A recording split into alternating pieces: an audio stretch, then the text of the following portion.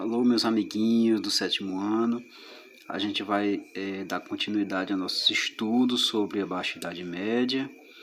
Nós vamos, no dia de hoje, 8 de abril de 2021, nós vamos ver o que nos falta para terminar a atividade do livro, né? Novamente, depois de terminar, a gente faz uma breve revisão de o que nós vimos até agora.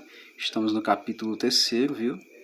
Capítulo 1 foi a Alta Idade Média, capítulo 2 foi a Baixa Idade Média, e o capítulo 3 é a cultura medieval. A gente vai fazer agora as atividades, dar umas dicas aí da atividade do livro, depois retornamos para ver uns pontos interessantes sobre esse assunto, fazendo uma breve revisão antes de passar para o capítulo 4. Tá bom, pessoal? Então vamos para a aula, vamos ver. Olha só, no nosso material didático, no nosso livro, nós ficamos aí na página 35, tá bom? Muito bem, página 35, deixa eu anotar aqui pra gente. Tá bom? Quem quiser acompanhar aí as dicas pra gente responder a atividade, página 35 do nosso livro didático. Eu vou mostrar para vocês agora a última questão que nós ficamos aqui, ó. Atenção aqui, ó. Que é essa parte pensando no vestibular. Ok? Então, o que é que fala essa questão aqui, número 1, pensando no vestibular? Por que é que a gente tem que fazer esse tipo de questão? É muito interessante nós nos depararmos com assuntos que vão fazer com que nós vejamos na prática tudo que a gente viu na teoria. Então, essa parte pensando no vestibular é o lado mais prático. A gente vai treinar um pouco nossa leitura. Isso é muita coisa para ler, né? Vamos ver aqui a primeira questão. Ó. Veja bem, aqui é a banca, em parêntese, e fora do parêntese é a assertiva, que é, digamos, a questão, a pergunta, né? E aqui são as alternativas, A, B, C, D. Normalmente vem a letra E, mas aqui alguns não vêm, alguns vêm só a letra D. Então vamos ver, ó. Não é característica do período medieval. Tá? Ele quer que você marque somente a alternativa que não é característica do período medieval, tá bom? Letra A, teocentrismo. Você viu, o tio falou sobre isso, então você não marca. Tá correto, você vai marcar somente a errada. Teocentrismo faz parte sim do período medieval. Letra B, valorização do corpo. Eu não falei disso ainda, o tio não falou dessa parte aqui ainda. Então, essa aqui é a que você vai marcar. É a única que está intrusa nessas aqui. A letra C, valorização da razão. Sim, a escolástica valorizava a razão. Tá bom? Vida simples e afastada de desejos.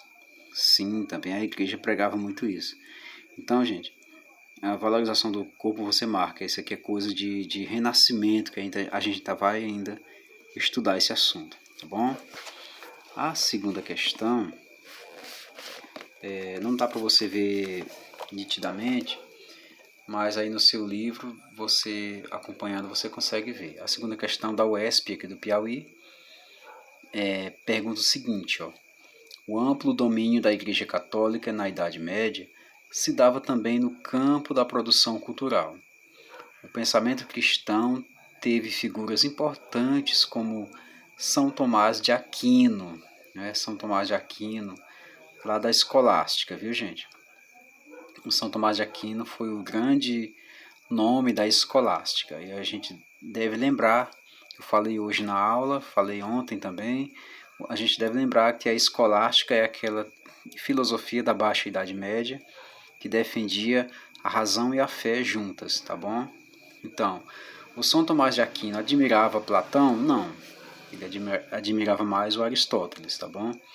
Letra B. Defendia o livre-arbítrio, contrapondo-se à teoria da predestinação de Santo Agostinho? Sim, né? Então você coloca aqui, a letra B. A escolástica de São Tomás de Aquino defendia sim o livre-arbítrio, o contrário de Santo Agostinho, que já era coisa mais de platonista, que nós também falamos, que em vez de livre-arbítrio, defendia o mundo perfeito, que seria o mundo das ideias ou paraíso, né? Então as demais estão todas erradas, tá bom? Por exemplo, a C. O São Tomás de Aquino foi contemporâneo de Santo Anselmo, com quem estabeleceu as bases da escolástica. Não, a gente não falamos disso aqui nos nossos estudos não, tá bom? A letra D, apoiou a instalação do Tribunal da Inquisição. Não, de forma alguma, muito pelo contrário, né? Ele já falava de livre-arbítrio exatamente para você poder ter o poder de escolha. A letra E, formulou as ideias básicas do luteranismo e do calvinismo. Também não, tá bom, gente? Então você fica lá com a letra B mesmo. Aqui eu estou dando essa dica aqui, mas as próximas questões dos próximos capítulos vocês já devem responder sozinhos. Porque o 7º ano ele é essencial, tem muito assunto interessante, tem muita coisa boa para se estudar, mas chega um momento que o professor tem que soltar a mão e você tem que aprender a caminhar sozinho, tá bom? Por enquanto a gente está dando uma dica mais direta. Futuramente as dicas vão ser mais disfarçadas um pouco, tá bom? A terceira questão. Assinale a alternativa que apresenta as dificuldades enfrentadas pela Igreja medieval para manter a homogeneidade da doutrina cristã. Tá bom? Então vamos ver aqui qual é a questão aqui. Letra A. O relacionamento com a Igreja do Oriente, que foi responsável pela formulação de dogmas religiosos teocêntricos, contrários ao pensamento cristão, não. As igrejas do Oriente também eram cristãs. A ortodoxa grega, a ortodoxa russa, a igreja apostólica armênia, todas são cristãs também. A apostólica romana também é cristã, e nenhuma delas ia contra o pensamento cristão, não.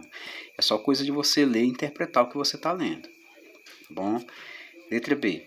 O surgimento de seitas, facções ou orientações, as chamadas heresias, que, embora fundadas em princípios cristãos, eram contrárias à doutrina oficial da igreja, corretíssima, tá bom? Havia um enfrentamento dessas heresias.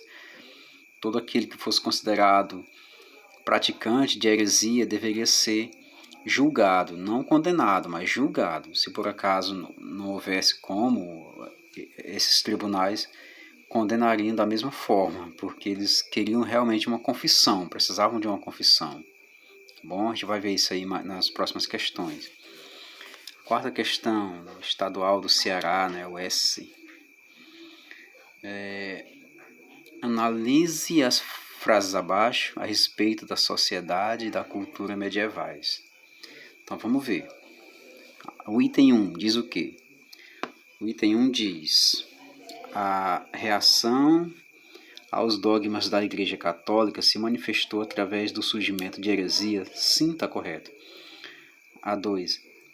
A existência das relações servis restringia-se às pequenas propriedades. Não, nem sempre, né? Então aqui está errado. A 1 está certa, a 2 está errado. Vamos ver qual é a próxima assertiva aqui. Vamos ver aqui a próxima assertiva. A terceira assertiva diz o seguinte: os direitos feudais defendidos pela cavalaria garantiam a conservação da ordem segundo a qual uns rezam, outros combatem, outros trabalham. Perfeito, certíssimo.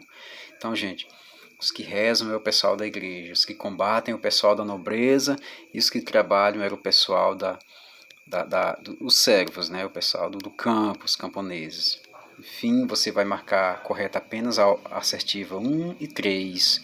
A 2 está errada, como já vimos aí. Aqui na quinta questão, a gente vê aqui o seguinte, está aqui a banca, quer dizer, a banca que vai organizar a prova, e a assertiva. Leia o texto e responda. Vamos ver qual é o texto. A escolástica propunha-se a demonstrar que existia íntima relação entre a fé e a razão, entre a teologia e a filosofia. Ótimo. Procurou-se conciliar os postulados da fé cristã com as normas da razão humana. Então, gente, aqui é o seguinte, a fé e razão estavam juntas na escolástica, tá bom? E lembra aí, escolástica é a filosofia predominante da Baixa Idade Média. Adotaram-se os conceitos racionalistas de Aristóteles, ótimo, harmonizados com os ensinamentos da fé, maravilha. Então vamos lá. É possível assinalar que o maior filósofo escolástico foi Tomás de Aquino, São Tomás de Aquino, enquanto que o maior filósofo da patrística, que nós já falamos, foi Santo Agostinho, tá bom? Mas já que na escolástica foi São Tomás de Aquino, ou somente Tomás de Aquino, tá bom? Vamos para a sexta questão, vamos lá. Deixa eu organizar aqui o nosso material aqui direitinho, vamos lá. Sexta questão, da Federal da Paraíba. Na Europa, o período da Idade Média pode ser corretamente qualificado de... Na Europa, né? Será se a idade das trevas da humanidade?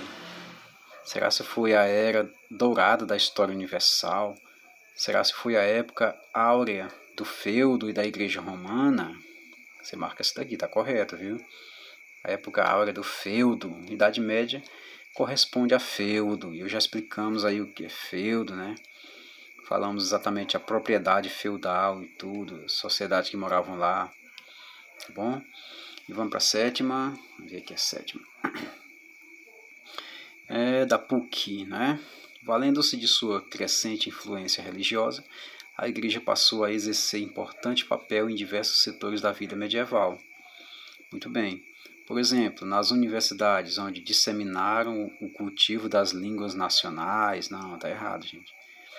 As universidades tinham uma certa autonomia, tá bom? Elas tinham uma certa liberdade para fazer com que o estudante aprendesse coisas fora um pouquinho da igreja, tá bom? Letra B. Inclusive, a igreja estimulava o avanço da ciência? Não, de forma alguma, né? A igreja tinha seus dogmas, ensinava do jeito que ela queria, do jeito que ela realmente achava que estava correto. Letra C. Impedindo a divulgação do conhecimento científico através do estabelecimento do índex. Não necessariamente. Ele realmente tinha um índex, que era um conjunto de livros proibidos pela igreja, mas que não tinha intenção de atrapalhar a divulgação de conhecimento científico, não. Não era essa a intenção do índex, tá bom? Eles poderiam até ter intenção de atrapalhar a divulgação do conhecimento científico, mas não através do índex. O índex é um conjunto de livros proibidos pela igreja, tá bom? Letra D, pois enriquecida com as grandes doações de terras feitas pela burguesia, passou a se omitir, não se preocupando mais com a construção de igrejas e mosteiros. Não houve isso não. A igreja se expandiu muito. Nós vimos aí que logo nas feiras medievais, nos burgos, as igrejas iam se construindo ali também, viu? E a letra E é correta. Servindo como instrumento de homogeneização cultural diante da fragmentação política da sociedade feudal. Percebam que na sociedade feudal a fragmentação política era uma realidade. Cada feudo era isolado, viu? Do outro feudo. Era feudo aqui, feudo ali, feudo acolá, feudo acolá. Em todo canto tinha um feudo e todos eles obedeciam a si próprios, não dependia do outro feudo, né? Então isso se chama fragmentação política. E aqui a última questão, a oitava, diz o seguinte: na Idade Média desenvolveram-se dentro da igreja instituições que tinham corporações de mestres e aprendizes, com privilégios e autonomia administrativa, e significaram um importante avanço intelectual. Será que foram as irmandades, os museus, as bibliotecas, os conventos ou as universidades? Como vocês já podem perceber, são as universidades que se desenvolveram representando um avanço intelectual muito grande.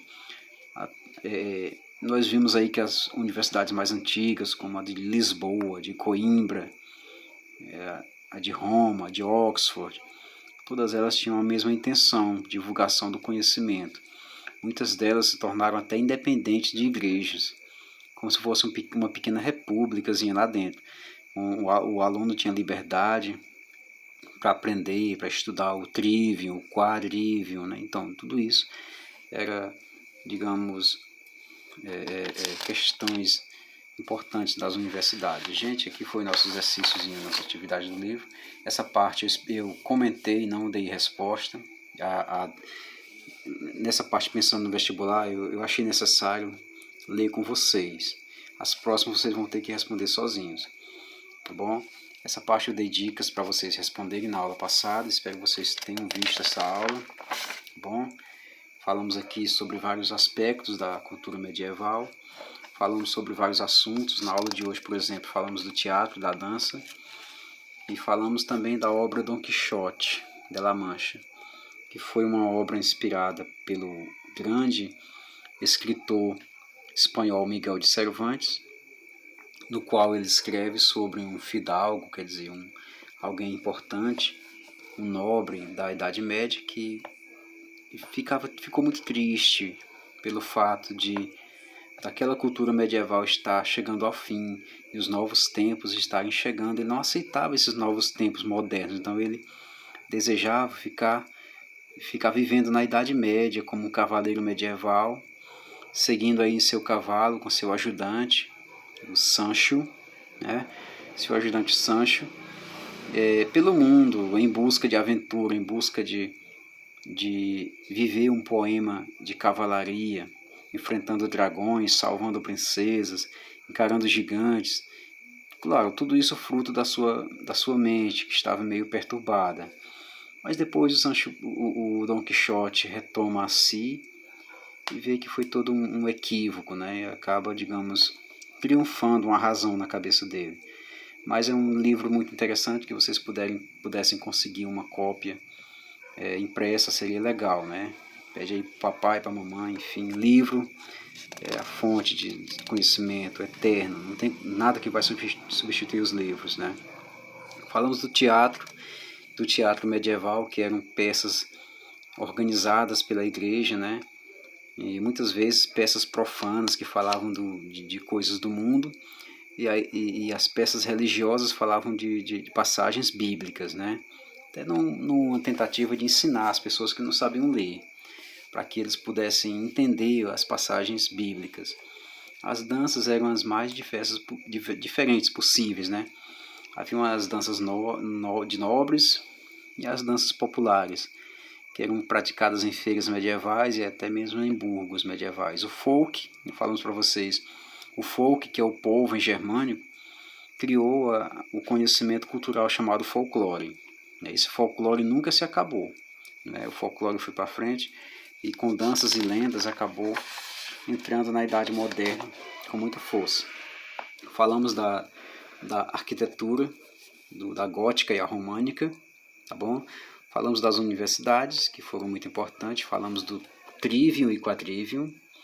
O trivium é a parte mais fácil de aprender, o quadrivium é a parte mais complicadazinha. O trivium envolvia gramática, retórica e lógica, que a pessoa, quando diz que uma coisa é trivial, né? Quando uma coisa é trivial é que ela consegue ser mais fácil. E uma coisa quadrivial é uma coisa mais difícil. A música gregoriana, que foi criada pelo Papa Gregório, onde monges cantam todos juntos, sem uso de instrumentos musicais, né? Falamos também da filosofia da Alta Idade Média, que é a patrística, de Santo Agostinho. Falamos da filosofia da Baixa Idade Média, que é a escolástica, de São Tomás de Aquino. Tá bom? E falamos da Inquisição também. Eu vou passar uma atividade na próxima semana que vai, digamos, revisar tudo isso com vocês. Tá belezinha?